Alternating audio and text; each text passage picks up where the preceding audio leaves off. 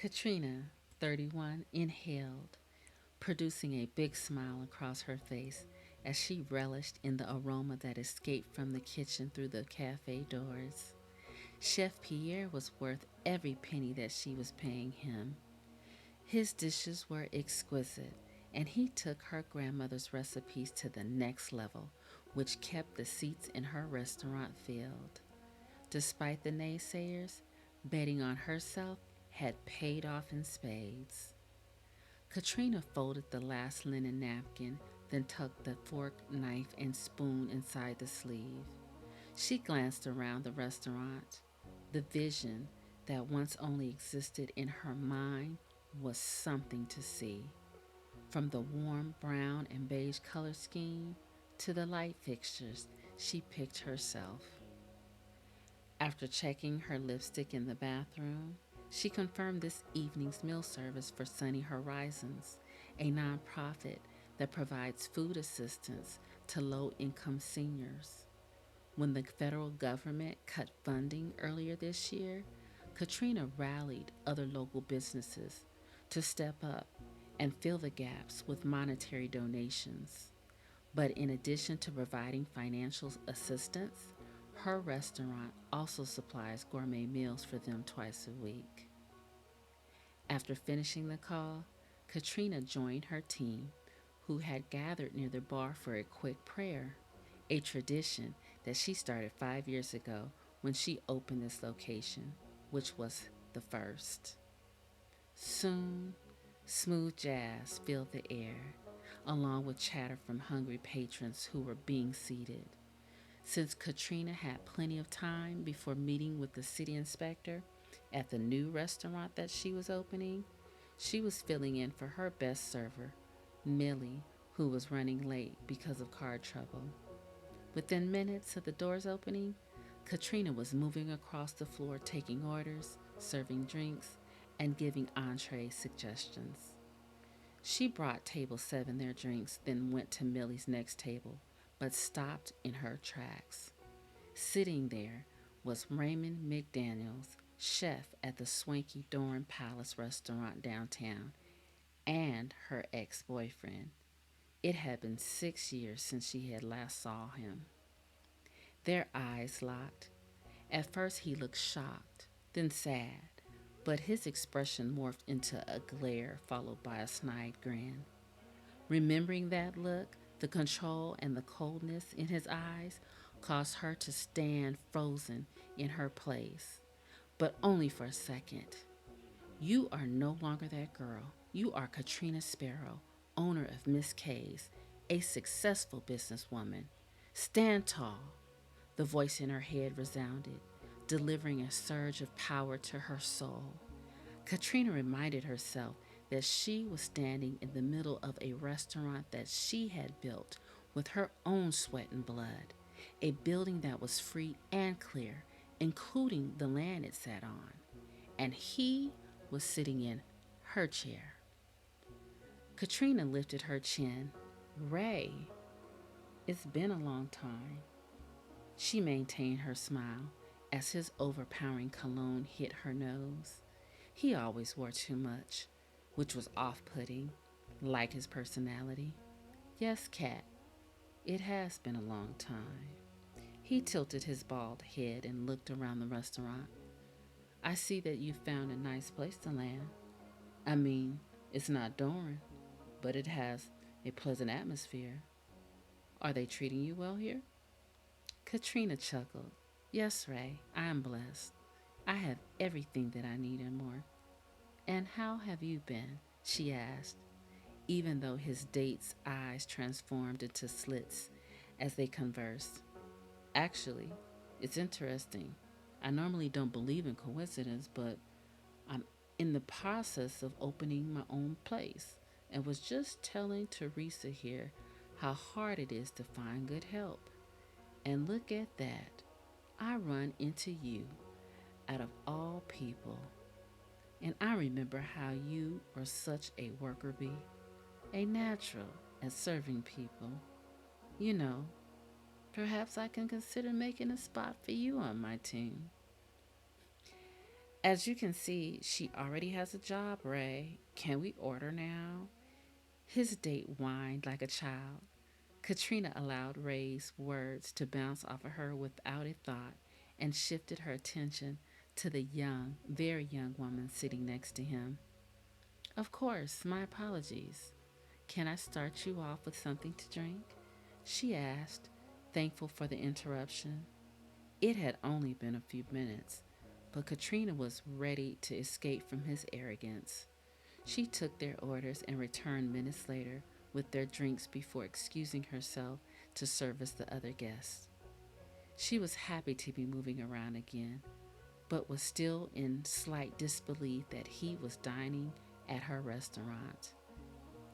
When she first met him, she was new to the area and had gotten hired on as a server at the restaurant where he worked.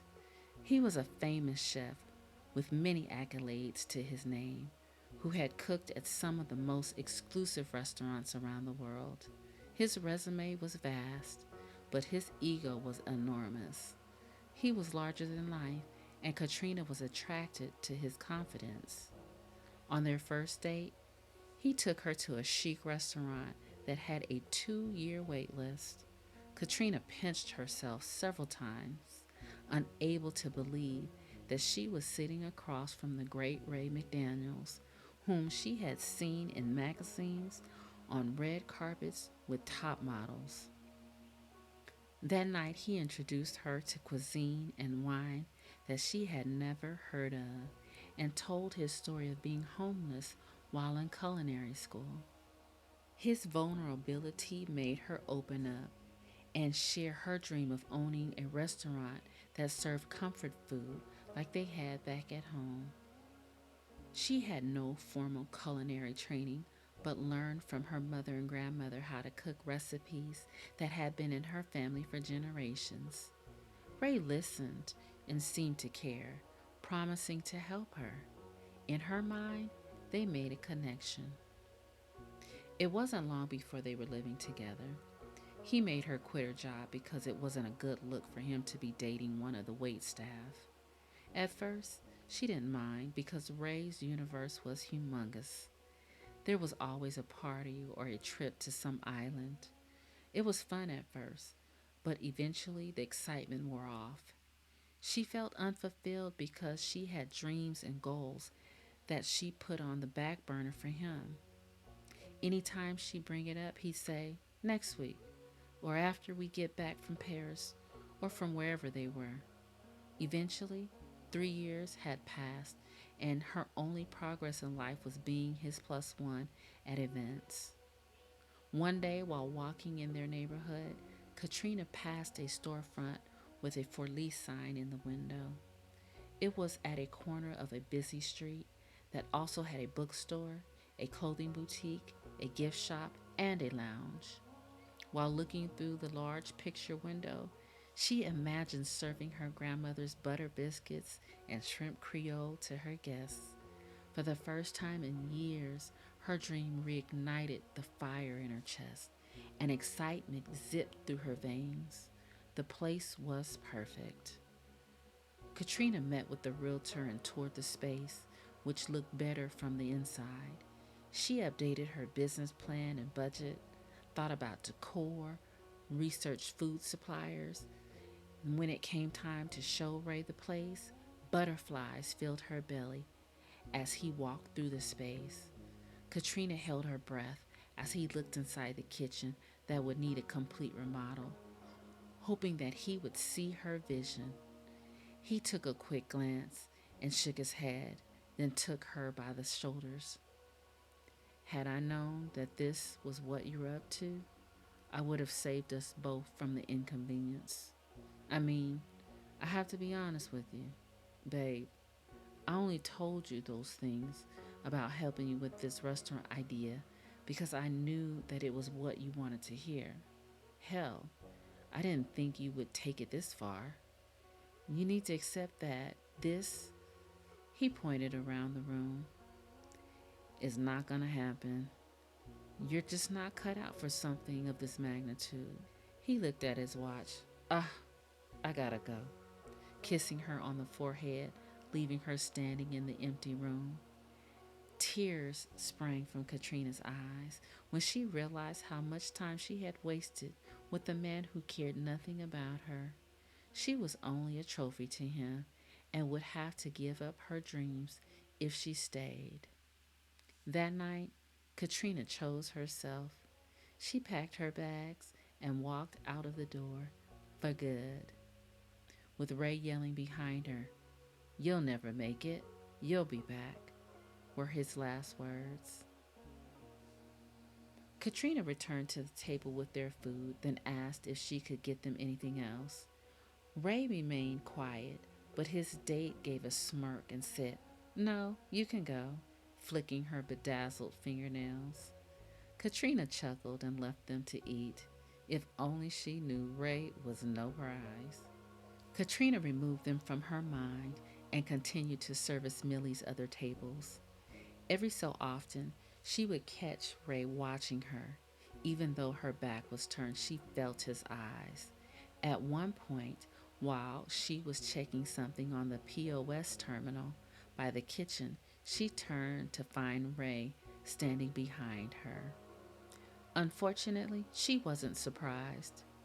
He ran his hand over his bald head and looked at her with longing in his eyes, a vast difference from the arrogance that he displayed before. He cleared his throat. "You are even more beautiful than when I last saw you. I can't believe it has been 6 years. It was like you disappeared, and now here you are." "I didn't disappear, Ray. Maybe it wasn't meant for our paths to cross, especially since we had two different ideas about how I should live my life." He pursed his lips, then nodded, his head in the direction of her left hand. "No ring, I see." Katrina looked down at her empty finger, then smiled. "Oh, this?" She held up her hand. "Actually, it's getting resized. I'll be a married woman in the spring." His bronze skin paled and his eyes ballooned. After swallowing hard, he spoke. "Oh, uh, I guess congratulations are in order." He hung his head, then walked away without speaking another word. Katrina wondered how she ever fell in love with a man whose ego was as large as his. Leaving him was scary at the time, but the best decision of her life because she realized he had never valued her, and since he was no longer a distraction, she focused on her goals and pushed herself hard. Through unwavering determination, she found an angel investor who put up most of the capital required to open, and seemingly through divine intervention, other people came into her life who had the resources and connections to provide the rest of what she needed. Katrina looked around the bustling restaurant. Between her floor and kitchen staff, Miss K's was operating like a well oiled machine. When Millie approached, Katrina glanced at her phone and could not believe how fast 40 minutes flew by. "Thank you so much for covering for me. The mechanic said fixing my car again would be a waste of money. It looks like I will have to dip into my house fund to get a new car." Katrina had Millie follow her into the back office, then tapped open her messaging app. "I'm sending you Sam Harris's information. He owns Harris Motors. Go see him tomorrow. I already took you off the schedule. He's going to help you pick out a car. Sam has the budget and will send me the bill for the car and the first year of insurance." "Wait, what? You're buying me a car?" Millie placed her hands on her heart and stumbled backwards. "Yes, Millie. I can't have my most valuable employee driving around in that death trap with Elijah and Sierra." But, but why? I can't let you do that. That's too much."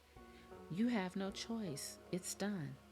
I would not have been able to make Miss K's the success that it has become without your help.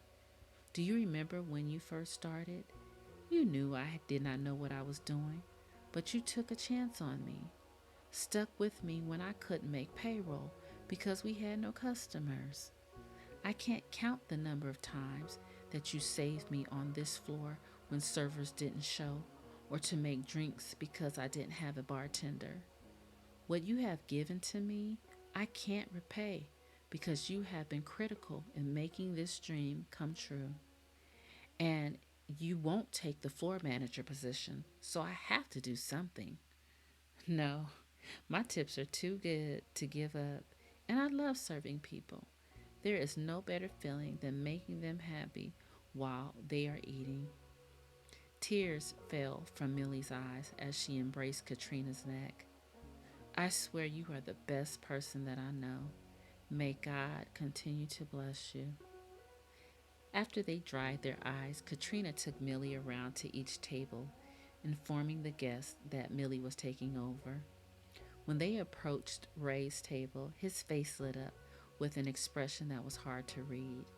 Katrina asked, "Is everything to your liking?" An arrogant smile spread across Ray's face. "Actually, I'm impressed. The food is well seasoned and balanced. Give my compliments to the chef." "Well, I will ask him to stop by the table on my way out. I'm sure he will be delighted to hear that the great chef, Ray McDaniels, loved his meal." "Oh, you're leaving?" "Yes, I was filling in for Millie. She will serve you for the rest of your visit with us. Take care." Ray looked like he wanted to speak but changed his mind. Uh, you too. Tell the owner that I said you did well," he managed. His date seemed to perk up at her departure. Katrina held her head high when she walked away from the table and went into the kitchen. At the table, Millie added, "We try not to change staff during a meal service, but Miss K was filling in for me because I had car trouble. Consider yourself lucky because she doesn't wait tables anymore. She has four, soon to be five Miss K's locations. I swear she is the best boss that I have ever had." Ray's mouth fell open. "Wait, she's Miss K?" "The one and only. And her story is more impressive. She had left some jerk boyfriend with only her clothes and $10 to her name and opened this restaurant the next year. Who says dreams don't come true?" If you have enjoyed this story, please like, subscribe, and share. Until next time, thanks for listening.